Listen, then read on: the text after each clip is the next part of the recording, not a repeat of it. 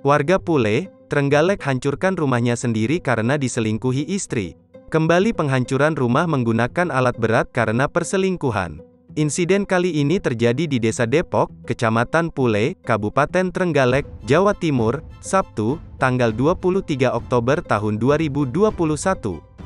Pemilik merasa sakit hati dengan pasangan yang selingkuh hingga ia nekat menghancurkan rumahnya tersebut. Menurut warga setempat kejadian tersebut lantaran si istri kedapatan selingkuh dengan pria lain.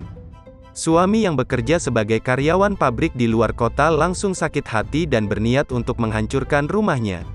Warga sekitar sempat memediasi agar rumah dijual saja. Namun, sang suami yang terlanjur sakit hati memilih untuk tetap menghancurkan.